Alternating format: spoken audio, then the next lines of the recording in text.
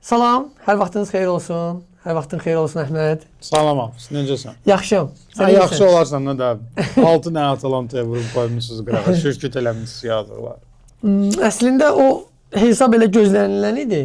Böyük hesabdan Atalantanın udacağı gözlənilən idi. O hesabı yalnız elə siz gözləyirdiniz də. Biz gözləyirik. Bavariya fanatları. Reallıq bu deyə. Təkcə Bavariyanın yəni tərəfini tutmaq deyil. Ümumiyyətlə bu podkastı aparanda azarkeşlər də bilirlər. Çalışıram bir tərəf aparam. Elə bil ki, yəni mən Bavariya azarkeşi deyiləm bu podkast aparanda. Tamam, sadəcə 6 dənə vurma. Bavariyanın rəqibi bu dəqiqə Real və yaxud da City olsaydı mən elə proqnoz verməzdim. Hətta yəni deyərdim Realı bilmirəm. Biz keçən dəfə biraz Realı baltaladıq Arbeloa'ya görə. Amma məsələn City ilə qarşılaşsaydı, hətta City'nin meydanında olsaydı oyun birinci oyun bir obyektiv olaraq çəkinə bilərdim ki, City oyunu apara bilər. Fanatlıq bir qırağa, yəni azarkeşlik bir qırağa. Podkastda çalışıram ki, obyektiv şeyləyəm. Hətta Arsenal'la əvvəlki buraxılışlarımız var idi. Arsenal'la oyunda proqnoz vermişdik ki, Bavariya qalib gələ bilər, onu elə düşünürdük. Amma Arsenal'ın da güclü olduğunu unutmadıq. İnandıra bilmədim mən. İnandıra bilmədim mən səni. İnanmadım. Ya sadəcə Atalantaya qarşı Açıq düşünürdüm ki... zarafat eləm, amma belə deyim də, Atalanta 6 dənə buraxmalı deyildi. Tamam, belə deyək, Bavariyanın gücü gücdür, oyunçuları oyunçudur, komanda olaraq çox gözəldir, çox belə formalaşıb, kompani nəyi var, relsə qoyub, bu poyezdir, bu paravozu çox qəşəngdir, çox gözəldir, lakin yəni 6 dənə də yox. 6 dənə də yox. Yeri gəlmişkən gəl elə ilk də oyun elə ondan başlayaq. Atalanta Bavariyadan. Hə, yəni yadındadırsa keçən buraxılışda mən demişdim ki, asan olmayacaq Bavariyaya. Mən fikirləşmirdim ki, asan olacaq. Çünki belə deyək, Atalantanın biraz qeyri-adi, özünə məxsus bir stili var. Quruluşu var, oyunu var və yeni məşqçi, yəni mövsümün ortasında gəlib düzdür Palladino, lakin biraz ayılda bilib yürüyüşdən sonra. Mən fikirləşirdim ki, elə köhnə qaydada necə davam edirdisə, elə də getsəydi, düzgün olardı, yaxşı olardı, daha biraz, necə deyirlər, müqavimət göstərə bilərdilər. Lakin bu oyunda fikir verdinizsə bilmədim yoxsa yox, biraz belə deyək də, çox da baxılası, intriqa baxımından, komandaların adı baxımından çox da baxılası bir oyun deyil idi. Əlbəttə ki, digər oyunlara daha çox üstünlük verərdilər. Yəni azarkeşlər. Hə, yəni oyunun titulu yox idi də. Afişada oyunun titulu yox idi ki, Bavariya ilə yəni adlara baxırsan, Bavariya ilə Barcelona oynayır. Duzu yoxdur. Alışverişə ona görə baxmayacaq. Yəni belə deyək də neytral azarkeş. Oyunun özünə gəldikdə, yəni mən düzülüşü görən kimi, onda başa düşdüm ki, mən burada danışdıqlarım biraz düzgün deyil idi. Çünki adətən Atalanta belə deyək də bir mərkəz hücumçusu ilə oynayırdı. Yəni, Taran tipli Skamakka olurdu həmişə. Yəni, Skamakka yaxşı da formadadır və onun, belə deyək, arxasında 5'lik ya da 4'lük yarım müdafiəçilər. Ya 3-4-3 oynayırdılar, ya da ki 3-5-2 oynayırdılar, belə deyək. 3-5-2 oynadığı təqdirdə də Skamakkanın yanında, yəni bir nəfər, belə deyək, mobil hücumçu olurdu həmişə. Yəni özü kimi Taran tipli olmurdu. Lakin bu oyunda Palladino biraz belə deyək də Guardiola'nın o yatıb yuxu görməyini xəstəliyinə düşdü, dücar oldu və nəyəsə görə mən bunu heç vaxt həqiqətən də başa düşməmişəm. Yəni bunun mənası nədir? 2 dənə Taran tipli hücumçu buraxmaq.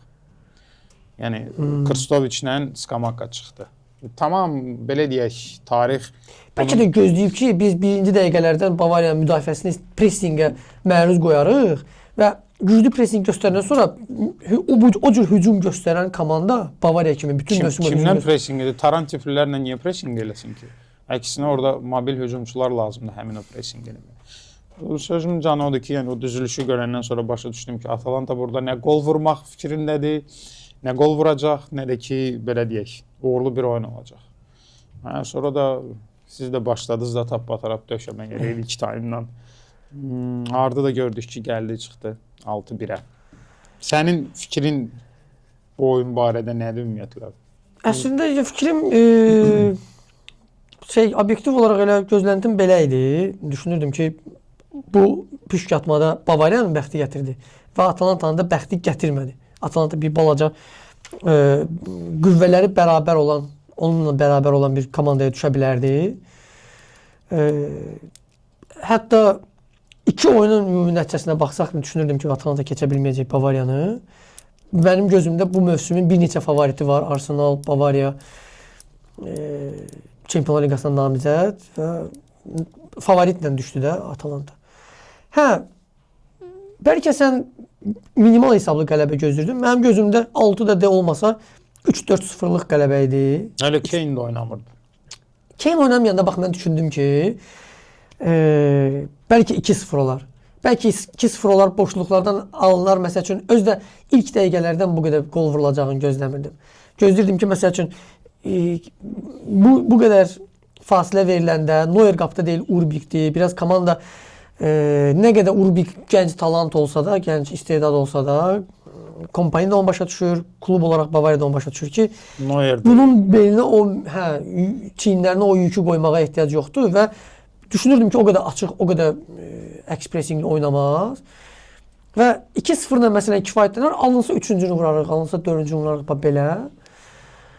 Yox, amma elə ilk dəqiqələrdən bunlar başladılar. Sereli ilk oyunda hamısını həll eləmək qərarına gəldilər ki, sonradan istirahət eləsinlər. Amma belə deyim, yadındadırsa Guardiola elə Bavariyada olduğu dövrlərdə həmişə onun əziyyətini çəkib ki, hər şeyi əvvəlcədən həll eləyib çempionatın özündə. Sonradan səhv eləmirəmsə bir-iki dəfə özü də bunu dilə gətirib ki, biz çempionatda hər şeyi vaxtından tez həll elədiyimizə görə hərdən əziyyət çəkirdik.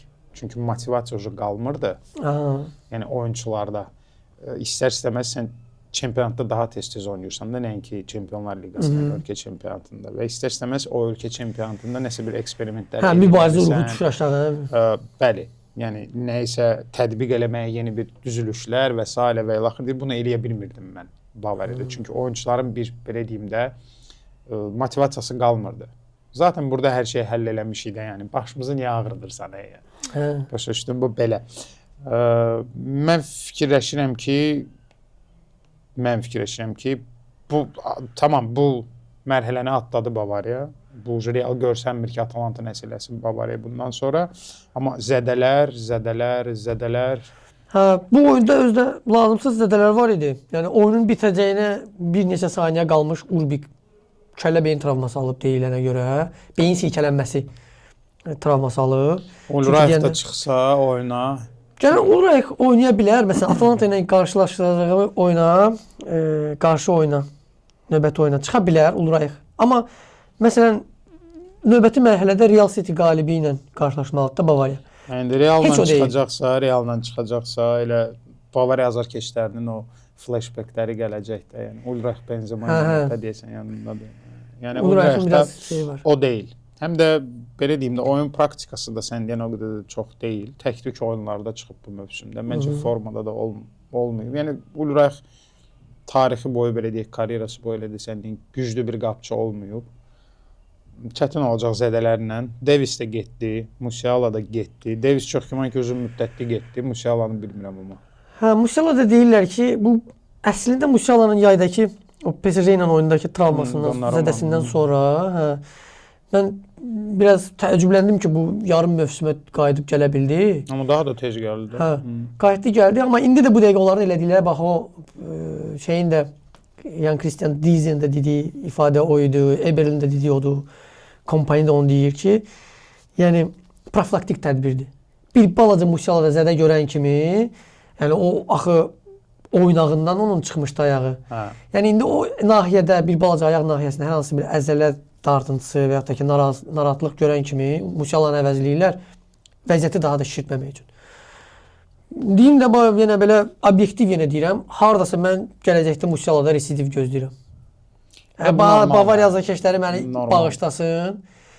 Yəqin nə bilim Musiala azarkeşləri bağışlasın, amma çox çətin zədə idi.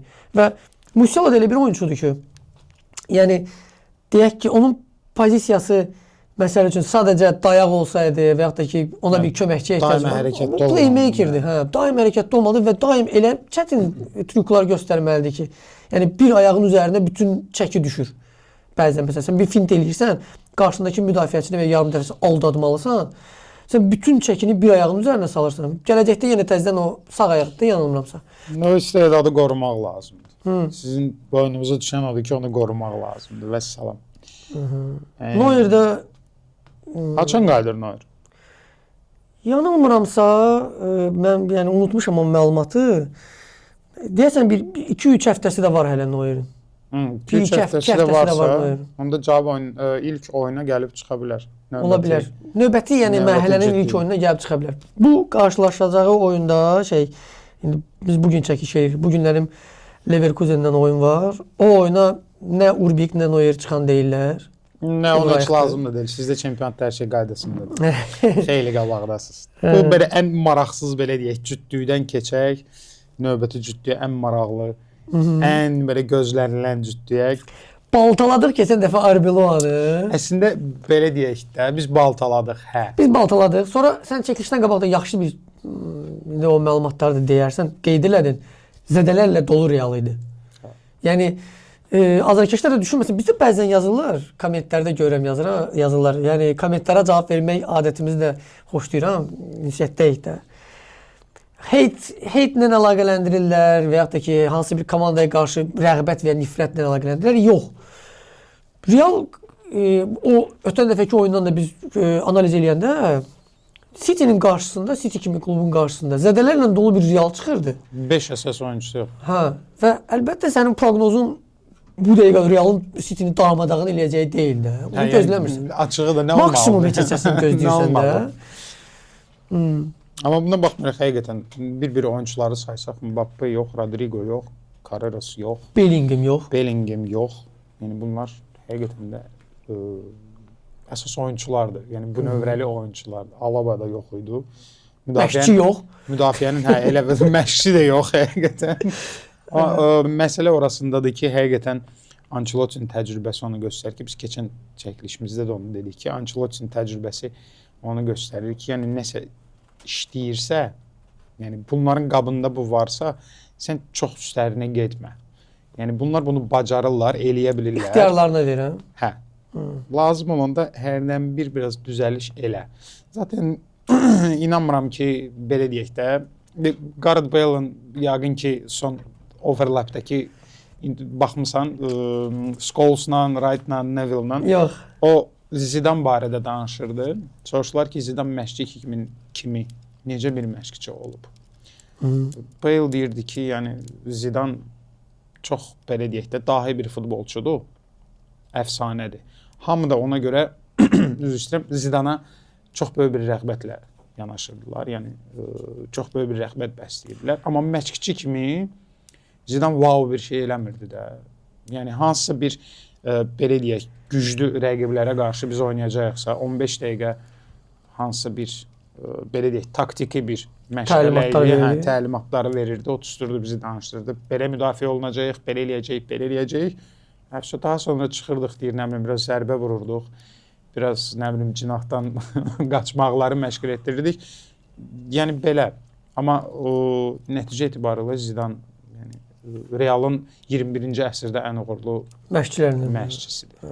Yəni dediyim də odur ki, burada nəsə işləyirsə, bunlar bunu bacarırlarsa dəyməmək ən yaxşısıdır. Yəni otur, qıraqdan bax, əlbəttə ki, sən məşqçisən, vacib, lazım olan vaxtda nəyəsə üzr istəyirəm, barmaq eləməlisən. Gördün nəsə nito gedir, barmaq eləməlisən.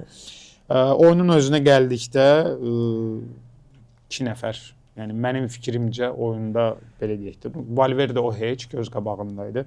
Mən fikrimcə Valverde futbolu bağlayıb da, yəni bir bağlayıb. Hər bir mövqedə də oynayıb, hamısında da çox uğurlu oynayıb. Bir dəfə də olsun mən Valverde'nin nədənsə şikayətləndiyini görməmişəm, eşitməmişəm. Yəni öl deyirlər, qal deyirlər, qalır. Yəni heç də elə bir ki, aldığı maaş da belə pis çıxmasın, o birislərindən qat-qat aşağıdır. Vinicius'a baxaraq, Mbappe'yə baxaraq bir loxma çörəyə, bir stəkan suya oynayır da. Yəni Valverde. Ona da min şükür deyir vəssalam. Uruguaylı Kante'dir də o. Hə. Çox böyük bir, yəni həcmdə iş görür, çox faydalı da oynayır. Nə bilim, həqiqətən də mənim üçün futbol deyilən bir şey hal-hazırda Realda Valverde'dir. futbol deyilən bir şey varsa. Misal üçün Pedri'nin oyunu gözə estetika ilə çarpır, misal üçün tamam oyunu aparır, eləyir falan beşməkan. Pedri'yə də futbol demək olur, Valverde'yə də futbol demək olur. Misal üçün Vinicius'un elədiyi də futboldur, amma Valverde həm o tərəfdə də iş görür, həm bu tərəfdə də iş görür. Həm qabaqda, həm arxada. Hə, İstənilən deyirlər, görünən və görünməyən qəhrəman olur belə. Hə. Digər şəxsi də mütləq qeyd eləmək lazımdır. Bu da Courtois-dır. Bu aralar həqiqətən də belə bir söhbət. Arbelo'dan soruşublar ki, yəni Arbelo'nun da Casillas'la bir münaqişəsi var idi, şəxsi münaqişəsi Mourinho'nun vaxtında. Arbelo'dan soruşurlar ki, bəs Courtois barədə nə deyə bilərsiniz? Deyir, yəni mənim üçün Courtois deyir Real'ın tarixinin ən güclü qapıçısıdır. Bu da deyir heç yəni mübahisə edilməzdir bu mənim üçün. Yəni bu mənim fikrimdir, bu axıra qədər də belə qalacaq. Ola bilsin ki, Casillas çox bir şey udub Real Madridlə, yəni titul baxımından və s. və ilaxır, amma mən şəxsən burada Arbeloa'nın fikri ilə razıyam ki, performansına görə, yəni Courtois bu illərdə elə olub ki, olacaq bu şeyin altında. Şəxsən özü belə pis çıxmasın, özü öz çiynində klubu hansısa bir titula gətirib. Sonuncu dəfə Çempionlar Liqası finalından danışırsan. Yəni bir oyunda 8 dənə, 10 dənə, 11 dənə save eləmək, yəni özü elə belə savelər deyil də. Yəni həqiqətən də çox gözəl bir qapıçıdır. Əla qapıçıdır, demirəm. Çox gözəl qapıçıdır. Casillas sadəcə mən məsəl üçün tarixsevər deyiləm də. Bəzi oyunçular tarixə görə, avtoritetə görə sevirlər məsəl üçün. İndi bu kəlməni deyəcəm, bunun altında çoxlu dava ola bilər. Məsəl üçün mənim gözümdə çox adam Buffona belə bir şey yanaşır, belə bir uşaqlığımızın ən yaxşı qapıçılarından biri də tarix. Hamının da sevdiyi, heç kəsin Buffona qarşı kin olan bir oyuncu tanıyırsan, yəni belə kinli olsun. Hamının sevdiyi bir personadır. Və o yüzden deyəndə ki, Buffon tarixin ən güclüsüdür. Yanında deyəndə ki, məsəl üçün mənim gözümdə Neuer ondan daha yaxşı performans göstərir. Təkcə Bavariya azəkeşi olduğuna görə demirəm o. Deyəndə mübahisələr yaranır. O danışsan. Buffon ən güclüsü, Casillas ikincisi, Neuer bəlkə üçüncüsü, belə sayırlar. Yenə deyirəm, sözümü gətirirəm ki, tarixi qoyuram kənara, amma gözümdə bir qapıçının komandada bir liderliyi hiss olunmalıdır. Courtois'da mən onu hiss eləmirəm. Əla qapıçıdır ya. Bax, yenə deyirəm, sən dediyin o momentlər də vardı ki, performansı stabil olaraq, məsələn, o blokda elədi. Stabil olaraq neçə mövsüm dalbadal komandada yaxşı performans. Tamam, bir sual verim sənə. Görürsən, müdafiəçilərini necə yeyir. Yəni, sənin ixtiyarın nədir boş mövqeyə buraxarsan, o blok səni gözünü çıxardır. Eyni şeydə Casillas. Yəni, Casillas kan deyildi, agresiv deyildi, amma onun müdafiəçilərin üzərində bir baskısı var idi. Courtois mənə elə gəlir ki, yəni bu komandada gəlir elə bil indi bu məsələ də var çox yaşlılarla az yaşlı bir nəfərə qatır sənə. Yəni bunlar səndən böyükdür, söz deyə bilmirsən, amma onların dediyi elə gələn qapıda da yaxşı dur. Tamam, amma Courtois'u götürsək, qapıçının çiyninə nə düşür? Qapını qoldan xilas eləmək, yəni komandanı qoldan xilas eləmək, buraxılan qoldan qapını qorumaq və səlam. Casillas mənim qapını qorumaq. Casillas'ın belə deyək də, demirəm ki, qorumayıb. Qəşəng çox da gözəl bir qapıçı olub. Mənim üçün top üçlükdə heç vaxt olmayıb Casillas. Çünki onun hərdən elə buraxdığı qollar vardı. Misal üçün Del Piero'nun ona vurduğu Santiago Bernabeu'da cərimə zərbəsindən o qurduğu sət var idi ya, canlı sət. Yəni qapıçı elə canlı sət qurmaz. Qapıçı gedib canlı sətin arxasında gizlənməz. Və yaxud da canlı sət qurduğu təqdirdə gedib ortada dayanmaz qapıda. Yəni qapıçı olmuşsa, neçə yaşı vardı Casillas'ın? Yox, heç də gənc deyil idi o vaxtı. Del Piero'nun şey vaxtı idi, o da onda elə də gənc deyil idi. Neçə yaşı vardı Casillas'ın onda? O Casillas yəni 25 idi, 26 idi, normal yaşı var idi onda. Yəni 25 yaşı var, indi bu dəqiqə 20 yaşı var Nübel'in məsələn. Sən Nübel'dən o performansı gözləmirsən məsələn? Nübel'lə sən Casillas'ın bir eləmədə, Casillas belə bir çıxmasın. Yəni Neuer məsəl üçün 37 yaşında finalda çıxıb 18 yaşında, 19 yaşında, yəni finalda çıxıb çox da belə normal, babat duran bir qapıçı olub. Ondan sonra da düşüb yəni əsas heyətə. Deməyim odur ki, Courtois'un yadda qalan və komandanı həqiqətən də tək başına harası daşıyan oyunları, sevləri çox olub. Bu indi Courtois'un neçə yaşı var? Yalan deyərəm. Yalan deyirəm. Amma 24-25 deyil də. Əlbəttə 30-u keçir. Yəni ki, o təcrübə də öz sözünü deyir. Chelsea-də nə qədər o səhvlər olub. Eləyib. Mən bir şey demirəm. Sadəcə olaraq deməyim odur ki, Realın tarixindən söhbət gedir. Realın tarixindən. Yəni bu təcrübəni yığıb gəlib indi Realın tarixinə. Bu dəqiqə Əlbəttə ki, Chelsea-nin tarixində ən güclüsü deyil, Atletico-nun tarixində ən güclüsü deyil, çünki ondan daha çox orada vaxt keçirənlər olub və s. Chelsea azarkeşləri də yanıqlıdılar Kurtardan, onu bilirəm. Video atıb döşəyə bilərsiniz, siz yazın da öz fikirlərinizi. Ola bilsin ki, elədi, çox güman ki, yəni insani cəhətdən normal bir adam olmaya bilər, amma biz burada futbolu müzakirə edirik, onun peşəsini müzakirə edirik. Oyuna gəldikdə qaydaq təzədən oyun tərəfinə. Yadındaca biz elə çəkiliş eləyəndə keçən çəkilişi dedik ki, yəni City-yə mane olacaq ən əsas bir şey odur ki, Pep gecə yatar, yuxuna bir sxem girəcək. Bunun beyni çönəcək, başlayacaq gicləməyə, düzülüşdə zətdə falan. Peplə, bayaq kimi dedin gecə vaxtı yuxusuna girdi, Atalanta məşqçisində. Elə Paladino, Kristovic-lə skamak. Hər ikisi deyəsən maqnezium vermək lazımdır ki, yaxşı istirahət eləsinlər yatanda. Yuxusunu qarışdırırlar.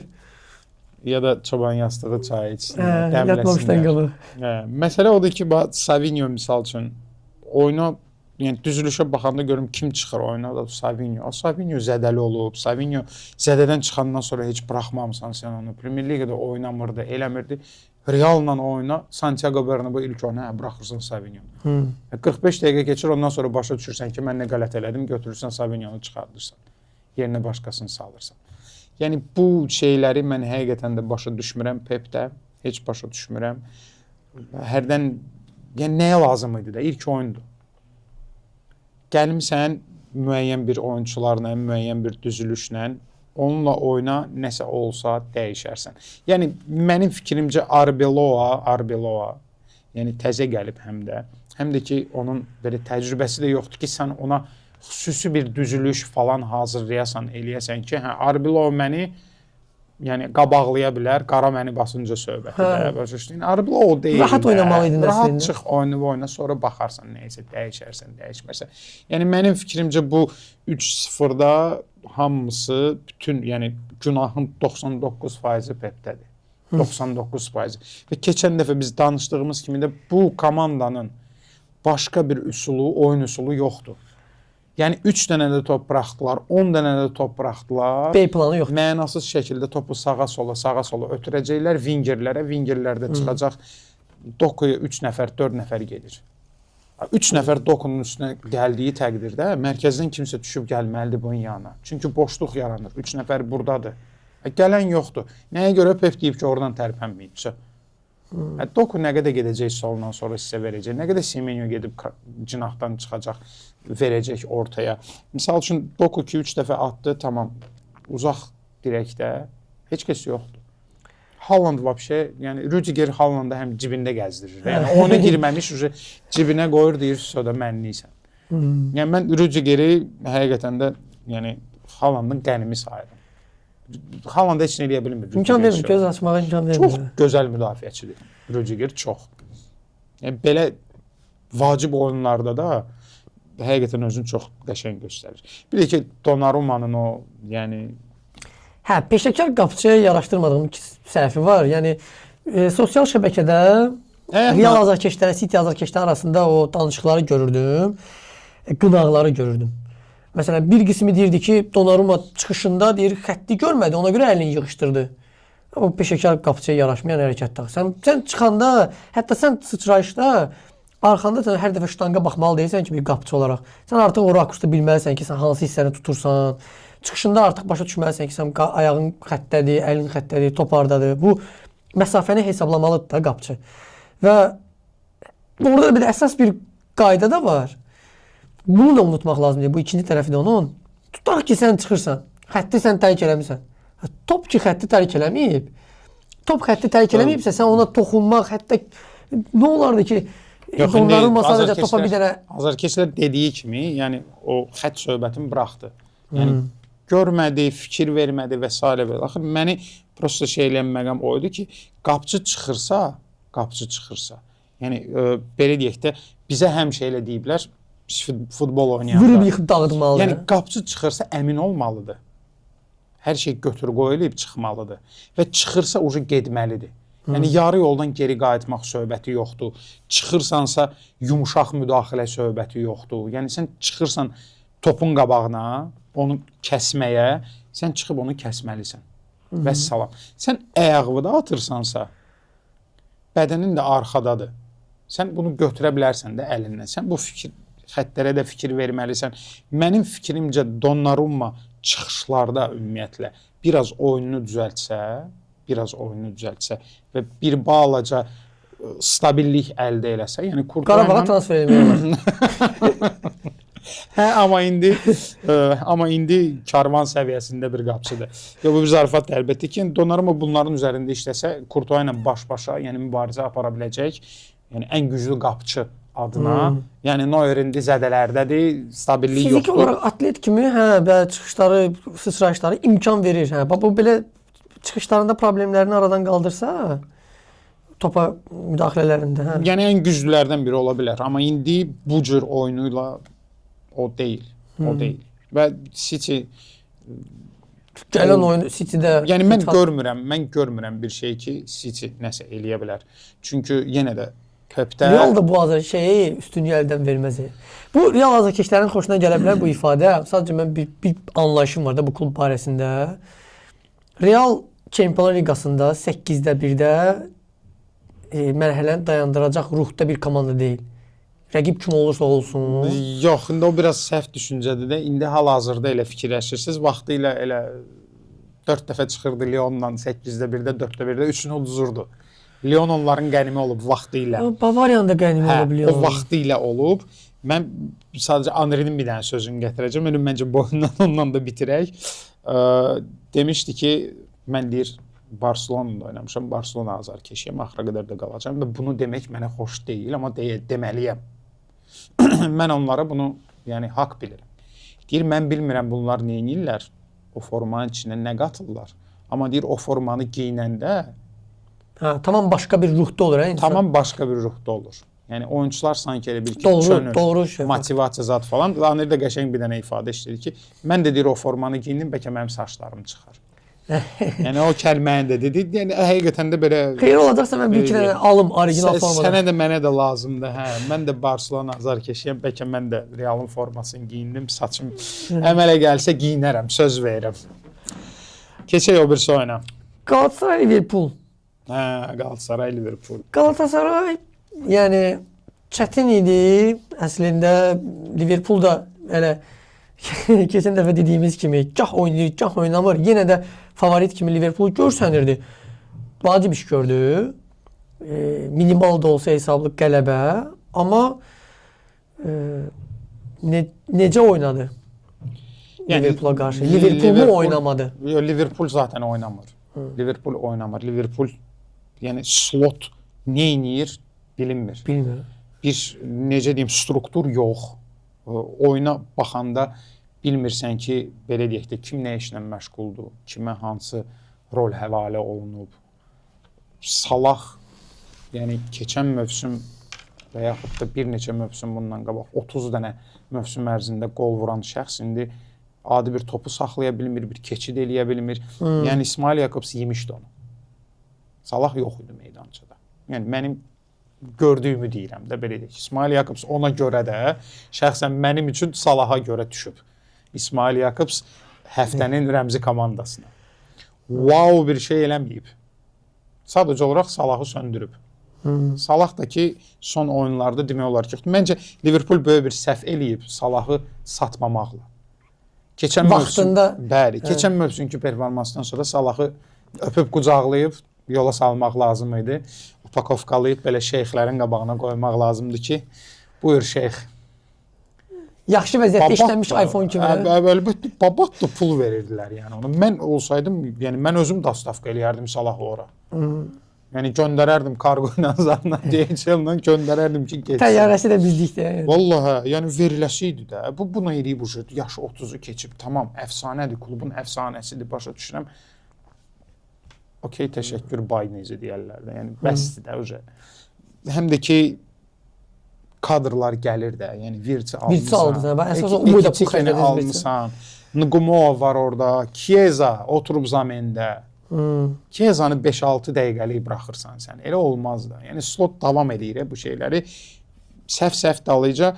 Amma Galatasaraya da haqq vermək lazımdır ki, ilk növbədə mən orada qapçını qeyd eləmək istəyirəm, Uğurcanı. Yəni həqiqətən də qəşəng oynadı, gözəl oynadı, büdrəmədi, qorxmadı. Çempionlar Liqası performansı göstərdi. Halbuki sən deyən elə də böyük bir təcrübəsi yoxdur da, yəni Çempionlar Liqasında Uğurcanın.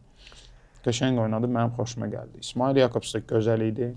Lemina barəsində elə türk belə deyək şərhçilər özləri də deyirlər ki, Lemina oyununu oynasa, düzgün oynasa, başqa heç bir şeyə başı qatışmasa, yarım müdafiə, dayaq yarım müdafiəçisi kimi bəlkə də dünyada ilk 10-luqdadır. Oynasa. Mən Leminanı belə deyək də, Juventusun falan vaxtından tanıyıram.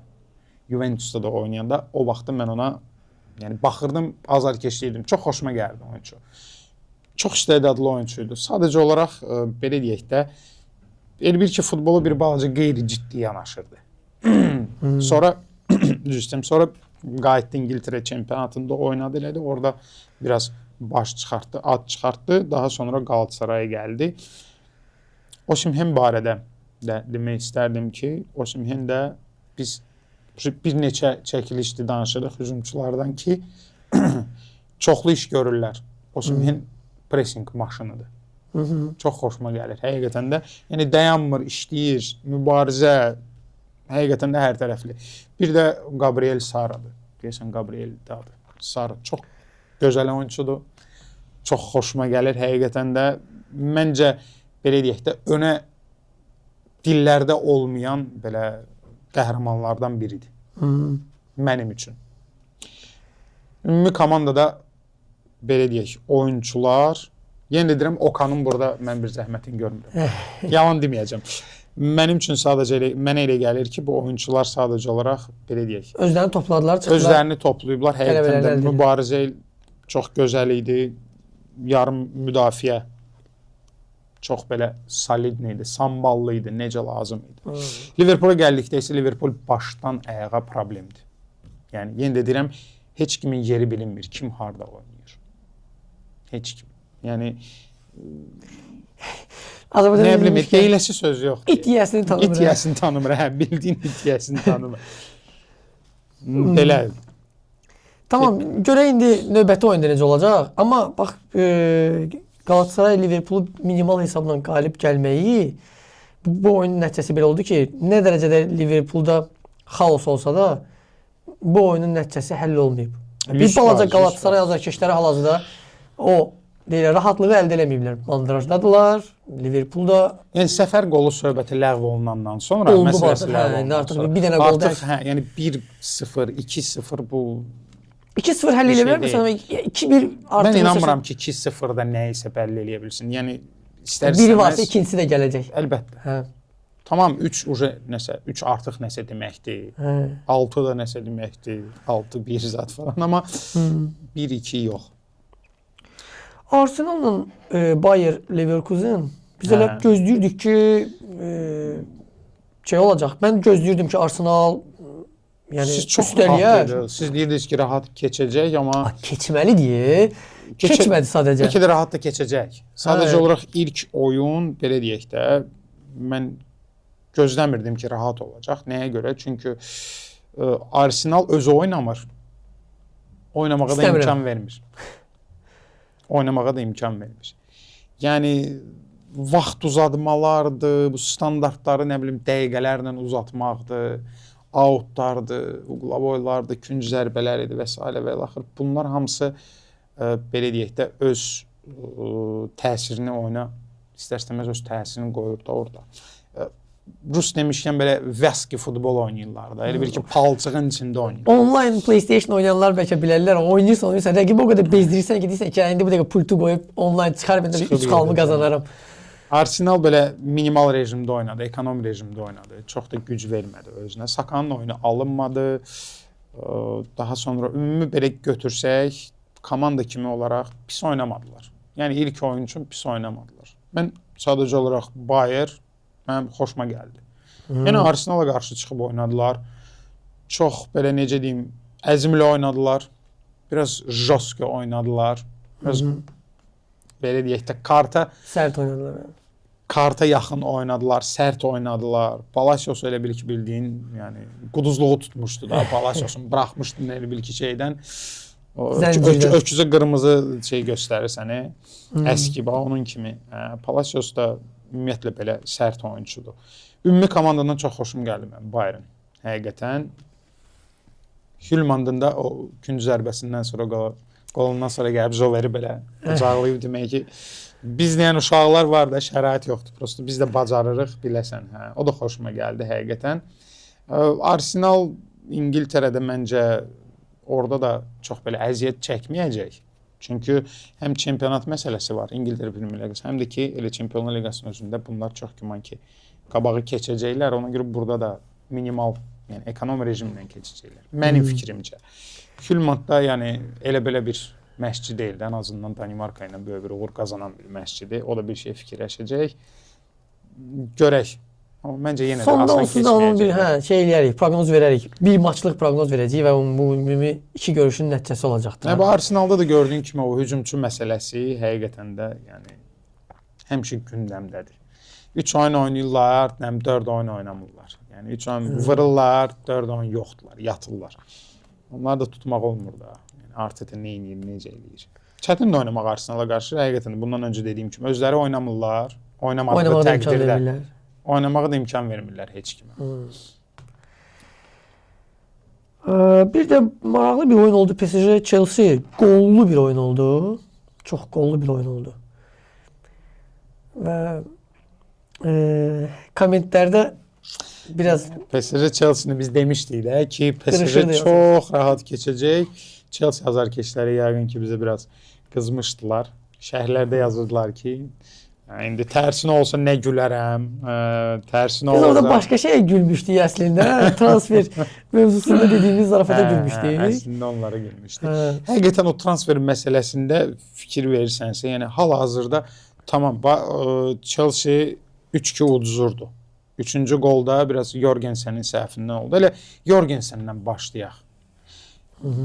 Səbəb nədir? Sanchez oynamır, Jorgensen oynayır.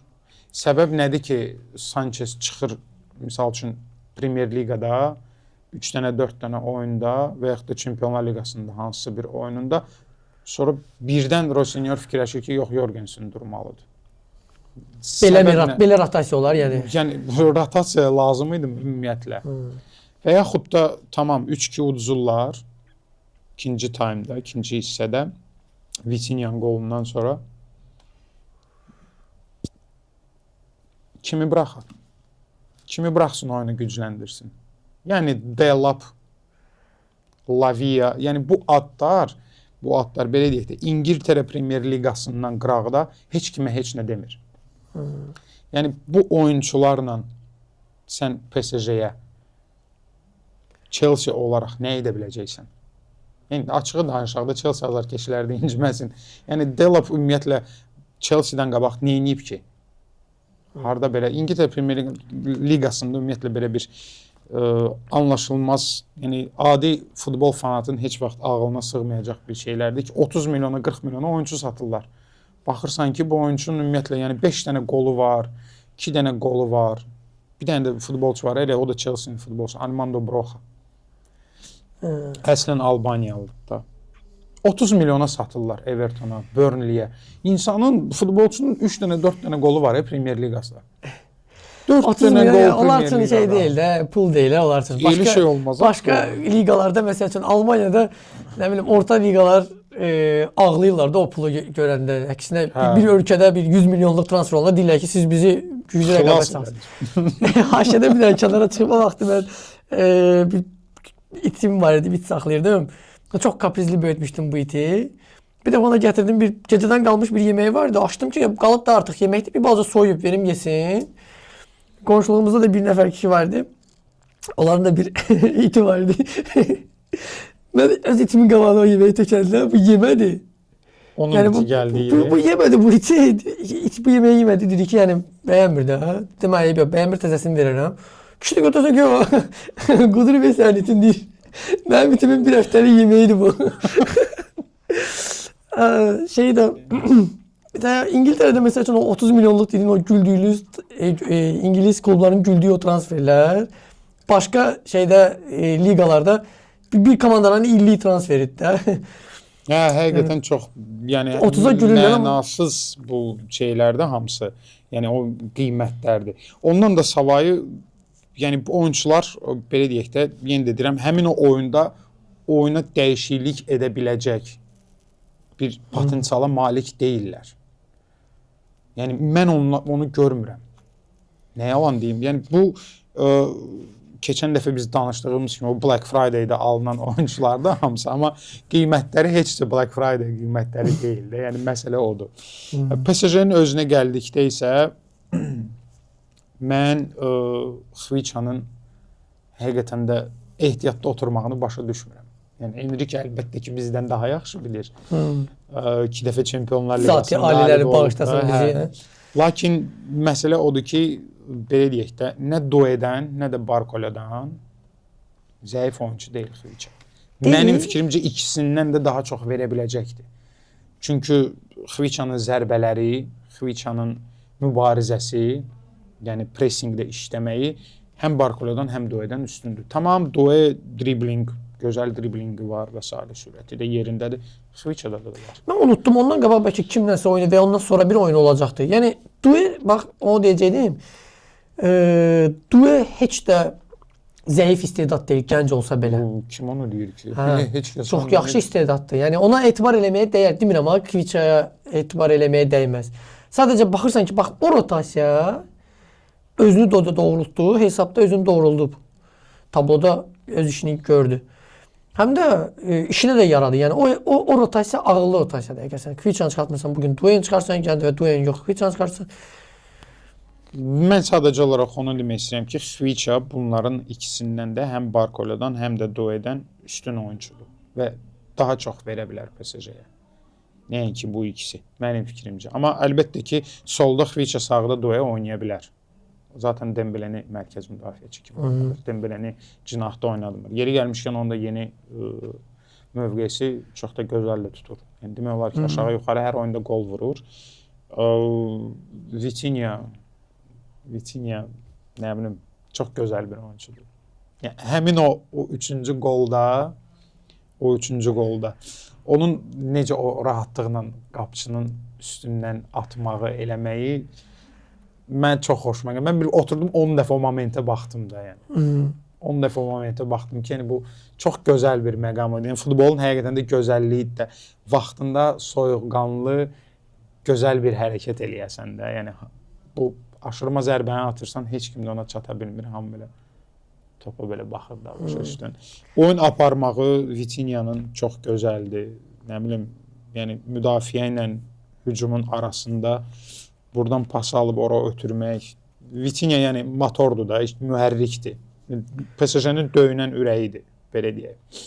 Mən çox heyfslənirəm. Bu yaxında biz futbol oynayanda bir yoldaşla danışırdıq, söhbət edirdik ki, heyf Dembeleyə verdilər, Vitinha'ya vermədilər. Hə, qızıl topu. Qızıl topu. Məncə çox layiq idi həm o da. O qədər vurmur, Dembele qədər. Qızıl topun da indi artıq verilməsində o qədər nüanslar ortaya girdi ki, çox qolluluq olmalıdır. Bəzən orada arxa fonda deyən şeylər var, deyirlər ona. Qara işləri görənlər, üzdə olmayan oyunçular artıq elə bir qızıl topa namizəd olmurlar. Sanki bir mövsüm ya daha çox qol vurana verirlər, ya bir mövsüm daha çox titul qazanana verirlər. Biz qızıl top barəsində danışsaq, biz gələk səhərə qədər danışarıq. O mövzu bir dəfə bir podkastda onunla barədə danışarıq inşallah. İndi gəlib çıxaq məncə Bodenin yox, Budö. Hə, bir Bəşir adında bir izləyicimiz yazmışdı ki, biz keçən dəfə dedik Bodö deyirdik ona. Deyir, önü düz yazmısınız? O səsləndirirsiniz də. Amma Bodö də yox, Budö oxunur. Sən demə ilk o U kimi oxunur. Oxunurmuş hə, Budö. Axırda isə Ö'dür. Budö 21 deyir. Hə, Budö elə bir klubudur ki, elə bir oyun sərgiləyir ki, həqiqətən də kimisə belə deyək də tamam Haugeni çıxarda bilərik ki, bu hardasa da oynayıb, Milanda oynayıb, Eintrachtda oynayıb, bir təcrübəsi var. Amma komanda olaraq çox gözəl oyun sərgiləyirlər. Yəni bundan öncə dediyimiz kimi bildiyin komandadır. Kimisə konkret hansısa bir oyuncunu fərqləndirmək olmur. Komanda olaraq çox gözəldilər. Şimalda oynayırlar deyə indi mən demişdim ki, Sporting rahatlıqla keçəcək. Mən elə fikirləşirdim həqiqətən. Bu da mənim proqnozum. Amma alınmadı. Həqiqətən Bu da sən döşün. Bu da mənə döşün gəlsin kommentlərdə. Mən də bir səhv eləyə bilərəm. Olan şeydir. Sporting Portuqaliya klubudur. Yəni Portuqaliya biraz belə deyək. İsti iqlimdən gəlib çıxır şimal qütbünün yaxınına da başa düşdü. Həm də ki bu süni örtük söhbəti alınmadı. Həmin o dediyim o üçlü ki var. Mazambikli, Trincao, bir də ki Luis Suarez heç nə eləyənmədilər. Yəni cəmi 2 dənə çərçivəyə zərbə vurublar. Haykinin onları çox asanlıqla götürüb. Heç nə eləyə bilmədilər. Zənnimcə Portuqaliyada çoxlu qol vurulacaq. Yəni Sportingin özü də az vurmayacaq. Qamusu yerinə axacaq, hə? Hə, zənnimcə mən hələ də fikirləşirəm ki, Sporting keçə bilər. Keçə bilər. Demirəm keçəcək, amma keçə bilər. Hər şey ola bilər. Amma bu da belə bir şey deyim ki, dünyada bütün neytral azarkeşlərinin, yəni sevgisini, sevgisi oldu artıq bu qazandı. Bu mövsüm bax məhz necə deyirlər. Məsələn mən də Qarabağdan da o performansı gözləyirdim. Bu Qarabağ da əlindən gələni elədi. Bax orta və ya aşağı belə deyək də favoritli kateqoriyası deyim. Səviyyəsini aşağı demirəm, aşağı favoritli komandaların, favorit olaraq aşağı mərhələdə olan komandanın göstərəcəyi oyunu göstərir. Qabağımızda bu mərhələ var, bu mərhələni keçmək lazımdır, keçirik. Çıxdıq 8-də 1-ə indi. Məsələn 8-də 1-i keçmək lazımdır, onu keçək. Japonlarda, samuraylarda necədir? Samurayın deyir məqsədi olmur, samurayın yolu olur. Bu da onu dəyişmək olar ki, vikinglərin yəni məqsədi olmur, yolu olur. Həqiqətən də hər oyuna baxırlar da. Yəni yoldur. Harda qırılar, oynayırıq da özümüz üçün. Həqiqətən də çox təqdirə layiq oynayırlar. Görək Portuqaliyada, Lisabonda nə edəcəklər? Görək. Gələk çıxaq. Üzü qara. Atletico Madrid Tottenham oyunundan çox getmir üstünə. Çünki orada gediləsi bir şey yoxdur. Yenə də gəlirəm həmin o rotasiya söhbətinə, dəyişmə söhbətinə. Nəyə görə Kinski qapıda durdu Tottenham? Nəyə görə Vicario durmurdu? Cembole Atletico'ya qarşı oynayırsan. Atletico'da yəni Brugge'yə də çoxlu vurub. Bilirsən ki, bunlarda yəni vura bilən şəxslər var da. Tudor möcüzələri. Yəni Tudor, mən sənə dedim də, yəni azarkeşlərində eşitmişik də Tudor varsa başını burax. Yəni Tudor bir dənə klubda həqiqətən də yəni çox gözəl baş məşqçi olmuşdu. O da Verona'da vəssalam. Elə orada ad çıxartdı sanki sonra hər dəfə CV-sinə olu yazır. Şarlatan kimi hər yerə onu indi götürürlər ki, bu Verona'nı yəni padvaldan çıxartmışdı yuxarı. Yəni Kinski nəyə görə qapıya keçdi, bilmədim. Keçdi, tamam. Nəyə görə bunu sonra çıxardırsan, oyunun ortasında Vicarionu salırsan. Tottenham'ı məncə yaxşı bir şey gözləmir cavab oyununda. Çünki 10 oyunçuda yoxsa daha da çoxdur, zədəliləri var. Yəni Tudor özü də çıxıb ağlayırdı ki, yəni mən deyir heç bir klubda belə bir vəziyyətlə qarşılaşmamışam da ki, ondan çox oyunçu heyətdə zədəli olsun. Yəni zənnimcə çox asan şəkildə Atletico həm orada da udacaq, rahat da keçəcək. Minimal da olsa bəsdir. Hətta Atletico'nun da belə bir hər dəfə qeyd edirəm, Atletico'ya hesabda irəlidə olmaq həmişə sərf eləyir. Müdafiədə yaxşı dura bilir, müdafiədə də hesabda irəlidə olur, çalışacaq. Əldən verməsin. Alvarez'in də ayağı açıldı nəhayət ki, uzun müddətdən sonra. Griezmann'ın da oyunu heç də. Griezmann da belə deyək də futbolun bir yaraşığıdır. Ləzzət elədi. Keçən indi Barcelona'ya. Newcastle Barcelona. Newcastle Barcelona'da nə idi ki? Newcastle Barcelona gözlədiyimiz kimi elə çətin oldu. Çətin oyun oldu. Maraqlı oyun oldu. Yəni qarşı durmalar, hansısa bir belə deyək də hissələrdə duellər çox xoşuma gəldi mənim. Eddie Howe hamını belə deyək də, Təəccüblü. təəccübləndirdi heyətlə. Gordon ehtiyatda saxladı, Voltemadını ehtiyatda saxladı. Son vaxtlar formasını yığmış bu Onsuvanı buraxdı qabağı.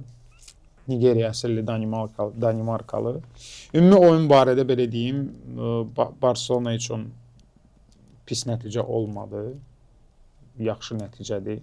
Yəni ilk oyunda Növbəti oyunda öz meydanındadır. Nou Camp'da oynayacaqlar, orada artıq rahat olacaqlar, necə deyərlər. Yaxşı hesabdır, pis hesab deyil. Eddie Howe yenə də həmişəki kimi deyirəm, çox gözəl bir məşqçidir. Çox xoşuma gəldi yenə də yanaşması, eləməsi. Düzgün oyun oynayır, amma yenə də Barcelona heç də rahat olmayacaq. İstəyir Nou Camp'da, istəyir hər hansı bir başqa bir meydançada. Eddie Howe Newcastle-a qarşı çətin olacaq. Ümumi oyunla bağlı Olmo'nun qayıdışı heyətə, Pedri ilə birgə bunların necə deyərlər, təmasda olması, bir-biri ilə oynaması çox gözəl idi, çox yaxşı idi. Rafinha bu oyun yox idi demək olar ki, yəni performansından çox aşağı idi. Mənim şəxsən xoşuma gəlmədi. Mən daha çox gözləyirdim Rafinha'dan. Ola bilsin ki, yenə də ekonom rejimdə oynayırdılar ki, qabaqda çempionat var, digər oyun var Newcastle-la artıq öz meydançasında. De Jong'un yoxluğu görsənir. Görsənir ki, yoxdur, bilinir. Bir də ki, xahiş edirəm, çox xahiş edirəm, Araujo'dan o kapitan sarğısını alın, verməyin ona heç vaxt. Elə Araujo'nun da elə həmin o Salah kimi gərək vaxtında Barcelona satardı. Hönzi, her flik, eşidirsənsə bizi çıxartdı onları, gedib informasiyamız çatar. Düzdür, onun o elə vəziyyətinə düşməsindən, nə bilim, depressiya zat falan, sonra da getdi hansısa bir ölkəyə bu səfərə falan, bu dini səfərə də ki, güya problemləri həll olunacaq. Heç də həll olunmadı. Yəni, necə quşlayırdısa elə də quşlayıb, quşlamağına davam eləyir. Yəni, sən də kapitan sarğısını... Bizə gəlməlidir, o plazada getməlidir. Kapitan sarğısını daşıyırsan, yəni, 80 neçənci dəqiqədir, gedmişsən qabağı, tamam. Getdin, ilişmisən orada, salmısan özünü xəttdən o tərəfə, meydançadan qırağa. Bilirsən də, qaydalar dəyişib də, çıxmısansa, sən icazə ilə girməlisən içəri. Sonra götürürsən, atırsan özünü belə yavaş-yavaş meydançaya. Nə kapitan sarğıva bu yaraşır, nə sənin ən azından mövqəvə yaraşır ki, sən müdafiəçisən. Yəni, sən qayıtmalısan arxaya, müdafiədə olmalısan. Sən müdafiədə olmadığın təqdirdə orada boşluq yaranır. Kim gedib sənin yerini tutacaq? Sənin qaça-qaça gəlməlisən.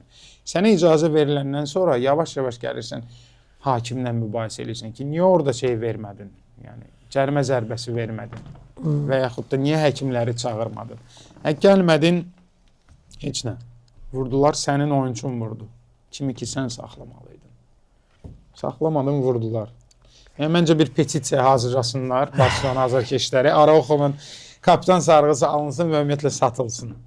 Mənim fikrim olur. Amazona qoyulsun, şeyə. Temuya qoyun, sıracı alacaqlar. Auksiyona. Gəl istəyirsən, hesab təxminlərinə keçək qarşı maçlarda. Məncə gəlin birinci Bavariyanı sıracı qırağa qoyaq dərhal. Yəni, orada Bavariya və onun başlıqda yaxı titulda gedir. Bavariya, Atalanta. Bavariya artıq hər şey həll eləyib. Yəni, cavan oyuncuları buraxacaq məncə. İstedadları buraxacaq. Polisə də sarısını alıb, zədəlilər də var. Məncə bol qollu bir qarşılaşma olacaq. Düşünürsən ki, orada da bol qol vurulacaq. Yəni heç kim heç nə itirmir də. Yəni, Bavariyada cavanlar çıxacaq ki, oyun göstərsinlər, bir qol vursunlar, gözə girsinlər. Rəğbətini qazansınlar ki, növbəti oyunlarda bəlkə bunlara da bir şans verirlər. Həm də zədəlilər də çoxdur. Ona görə. Atalanta da istər-istəməz, yəni cəmi bir dənə qol vurub 90 üstə gəlib. İlkisini də vurmaq istəyər. Burada əlbəttə ki, istəyəcək. Tamam. Bunu qoyduq kənara. Sonra digər böyük hesablardan başlayaq. Digər böyük hesablardan yox, ona qayıdarıq. Yaxşı. Məsələn, Tottenham, Atletico Madrid. Məncə orada, yəni geri dönüş olası deyil. Geri dönüş olmayacaq. Tottenhamın çoxlu zədəli oyunçuları var, yəni ondan çoxdur. Daha sonra nə deyim, Atletico xod yığıb, normal xod yığıb. Gedəcək orada ya betonlayacaq qapısının qabağını, Simeone də onu gözəl bacarır. ya betonlayacaq ya da ki nə bilim ondan istifadə edəcək ki, Tottenhamın oyunçuları zədələdi, vuracaq, döşəyəcək. Şeyin də Alvarezin də ayağı da açıldı nəhayət ki, yəni 2 dənə gol vurdu. İstəyəcək davam eləsin də. Yəni Sörloth da var. Yəni Lukman da qəşəng oynayır. Məncə çox rahatlıqla olar Atletico orada hətta Növbəti mərhələdədir artıq. udacaq hətta. Chelsea PSG. Burada da məncə hər şey bəllidir. Hər şey ilk oyunda yəni hər şey PSG həll eləyib. Məncə mərhələni keçəcək, rahat keçəcək. Amma yenə də bol gol gözləyirəm. Çünki PSG-nin müdafiəsi, yəni Enrique-nin ümumiyyətlə də klublara heç vaxt belə güclü müdafiə ilə yəni şey eləməyiblər də, məşhur olmayıblar. Mən nədənsə qollu heç-heçə gözləyirəm. Düşünürəm ki, PSG bu dəfə daha durub mütləq məğlub eləməliyik kimi düşüncə ilə çıxmayacaq. Chelsea-də indi bunun prestiji vardı. Biz Chelsea-yik axı. Nəysə vurmağa çalışar. İndi ortada bir 2-2 məsəl üçün hesab ola bilər. Ola bilər ki, 2-2, 3-3 və s. yəni qarşılıqlı belə deyək də qollar olacaq. Olacaq dəqiq. Tamam. Bayer Leverkusen Arsenal'la qarşılaşmışdı. İndi Arsenal Leverkusen. Arsenal Bayer Leverkusen. Məncə Arsenal mərhələni atlayacaq və qalib də gələcək. Amma çoxlu gol görmürəm. Minimal hesab görürsən. Hə. 1-0, 2-1. Hə, belə. Mənə elə gəlir ki 2-1 ola bilər. Bax 2-1 ola bilər. Bir gol vura bilibsə, aça bilibsə Arsenalın elə 2-1, 1-0 nəsə belə. O tip. Yəni Arsenal minimal qələbəsi. Tamam. Liverpool Galatasaray. Liverpool Galatasaray. Burada slotdan çox şey asılıdır. Yəni hansı heyətlə çıxacaq, necə oynayacaq, çox şey asılıdır. Məncə hər şey həll olmayıb. Galatasaray düzdür bir addım irəli atıb, yaxşı bir fürsət əldə belə sürüşkən hesab. Çox sürüşkən hesab. Yəni o bir qolu Liverpool fikirləşə bilər ki, biz 90 ərzində vurub, yəni Galatasaray qapımızın ağzına buraxmaya bilərik.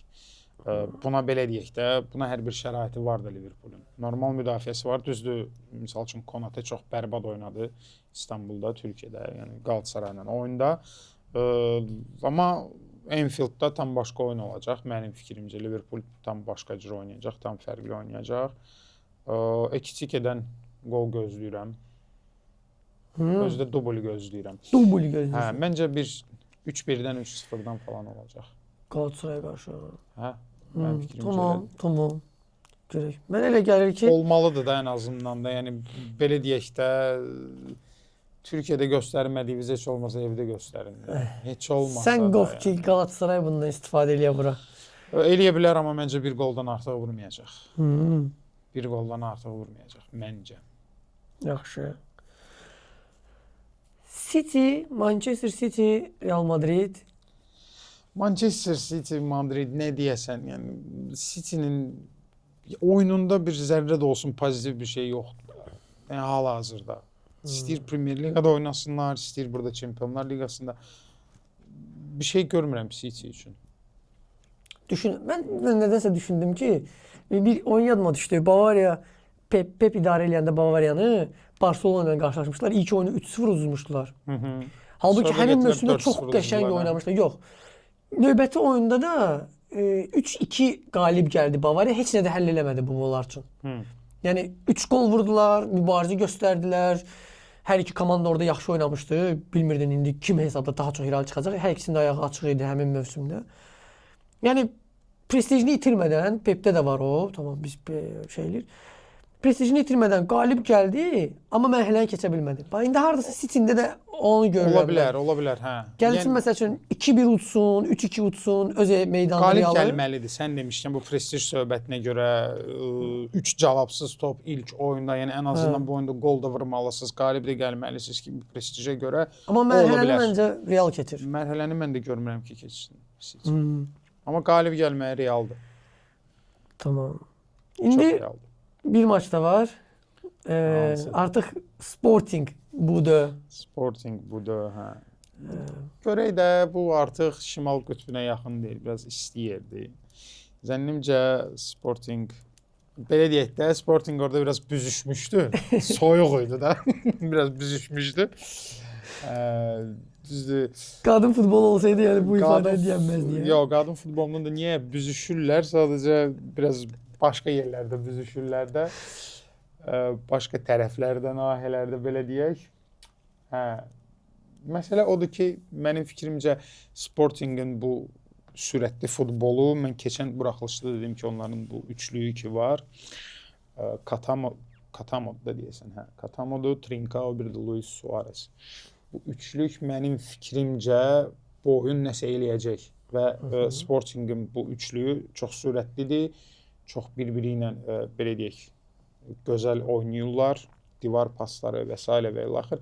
Mənim fikrimcə bu da fiziki olaraq çox qaça bilər, lakin bunlar çox tezdilər. Həmin o üçlü mobildilər, bir-birini gözəl başa düşürlər, anlayırlar. Mənim fikrimcə Sporting keçə bilər. Mənim fikrimcə Sportingin keçməsi üçün o qədər qollu oyun olmalıdır ki, bu yəni 4-0 sürprizi mən bunlardan gözləyirəm, Sportingdən gözləyirəm. Yəni bir dənə bu belə deyək də cütlüklərdə gözlənilməz comeback olmalıdır bu oyunlarda və mənim fikrimcə ən real bunlar görsənir. Maraqlı olar bax əslində. Yəni biz hamımız bu nəhənglərdən belə qollu oyunlar, comebacklər gözlədiyimiz durumda bunlar eləsinlər ona. Balaca qoçaqlar. Mən istəyirəm həm də ki Sporting keçsin. Sporting çünki maraqlı futbol oynayır. Tamam, bu da komanda olaraq çox gözəldir. Belə deyək də çox tam oynayırlar. Lakin texniki futbola baxsaq, texnikalı, kombinasiyalı və s. və ilaxır Sporting o barədə çox yaxşıdır. Bu da barəsində də demək olar ki, qarşısına elə bir ki biz necə ki Qarabağdan gözləyirdik. Qarabağda bacardığı qədər keçdi önə. Bu da bax o futbolu sərgiləyir. Yəni məqsədimiz qarşımızda bir oyun var. O oyunu biz keçməliyik, irəliləməliyik. Hər mərhələ bir yoldur da tutub da özü üçün. Gedir. Görək hara qədər gedəcək. İrəliləsinlər, tək irəliləsinlər. Yəni istənilən bir komanda buradan çıxsa, o cütlükdən, yəni fərq eləmir hansı çıxsa, məncə müsbət haldır. Müsbət haldır. Hə. Tamam, biz proqnozlarımızı da verdik. Bir bəzən rəyləri də qaydırıq istifadəçilərin, izləyicilərin rəylərinə bir şərhlərdən eləyirik. Bu dəfə hansı rəydir? Hə, biz İtaliya futbolundan danışanda demişdik ki, bəs torpağından zarafat eləmişdik ki, torpağından futbolçu çıxmır. Sən demişdin, hə, torpağından futbolçu. Sən demişdin ki, çıxır amma biraz kal çıxır. Murad bəyli izləyicimiz yazmışdı ki, deyir kal çıxırsa deməli əkəndə problem var. Doğrudur. Əkənlərdə də problem var. Əkən də ki, gəlib çıxır həmin o federasiyanın başına, futbolla belə deyək də, futbolun başında olan adamlara. Yəni vəziyyət İtaliyada həqiqətən talantlarla, istedadlarla çox pisdir. Yəni bu yaxınlarda bilmirəm xəbəriniz var yoxsa yox. Bir neçə oyunçu misal üçün Atalantadan keçib bir Borussiya, Braziliya əsilli İtalyandır. Elə Atalanta Borussia'nın oynayanda onlara qarşı çıxmışdı oyunda deyəsən. Biraz oynadı, bir 10-15 dəqiqə oynadı. İstedadlı futbolçudur. 16 yaşı olan kimi misal üçün kluba xəbər vermədən FIFA'nın bir qaydası var da. 16 yaşa qədər peşəkar müqavilə imzalamaq olmaz oyunçuyla və danışıqlar aparmaq olmaz. Hə, danışıqlar da 16 yaşa qədər. Hə, amma pərdə arxası klublar artıq belə deyək də həmin oyunçunun, həmin futbolçunun atası ilə, əmisi ilə, nənəsi ilə, babası ilə, xala oğlusu ilə, yəni qohumla əqrəbədən kim varsa onunla danışırlar ki, bəs alabın qocivə misal üçün bacoğu bizdə oynasın zaten. 17 yaşı olanda Şirinçayın gəlir. Hə, bunlar da bu barədə heç kimə xəbər vermirlər ki, böyle bir danışıqlıq olub. Sonra da 16 yaş olan kimi kluba deyirlər ki, o Ağa Mirzənin gifi var belə. Mən getdim. Bazarsam qoyaram bunu. Bu da ondandır. Yəni öpürəm, mən getdim də.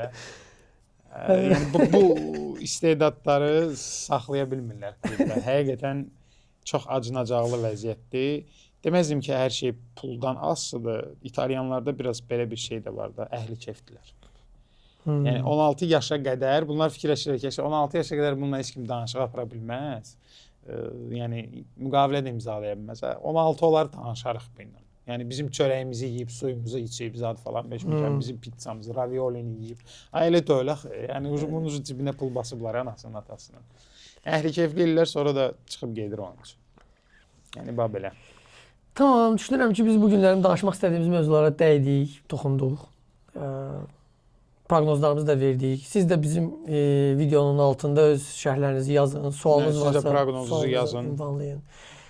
Bir izləyicimizin də Milli Premyer Liqa ilə bağlı sualı var idi. O mövzuya biz toxunacağıq. Çünki yaxın vaxtda biz hətta kanalımızda bir paylaşma eləyəcəyik. Milli çempionatdan. Yəni milli oyunlarımızla bağlı da Əhmədlə bir danışığımız olacaq. Milli çempionatın oyunlarında sağlıq olsun tezliklə onu da Müzakirə edəcəyik. Müzakirə edəcəyik. Gözləyin, düşünməyin ki, biz o nəzərdən yayındırdıq sualınızı. Çox belə gözəl dönəmdir. Hal-hazırda qəşəng mübarizə gedir. Elə şərhdə də onu demişdi bizim izləyicimiz. Gözəl mübarizə gedir. Sağlıq olsun. Elə bu qızğın fazada biz başlayacağıq onu müzakirə eləməyə. Videolarımızın altında, yəni qısa videolarımızın altında hesab təxminləriniz lazım ehtiyac varsa yazın, fikirlərinizi bildirin, tənqidlərinizi, təkliflərinizi yazın. Bizi izləməkdə davam eləyin. Gördüyünüz kimi biz onları oxuyuruq. Yəni hamısının üstündən keçirik. Və əlbəttə ki, maraqlı hər hansısa bir və yaxud da gülməli şərhlər olduğu təqdirdə seçib xüsusilə onu biz qeyd onları edərik. xüsusilə qeyd eləyəcəyik mütləq şəkildə yaxın buraxılışlarımızda görə biləcəyiz. Oldu o zaman. Çox sağ ol sənin bugünkü danışığımıza görə. Təşəkkür Hafiz. Siz də sağ olun. Sağ olun, Növbəti qalın. görüşlərdə Görüşərik. görüşənədək. Sağ olun.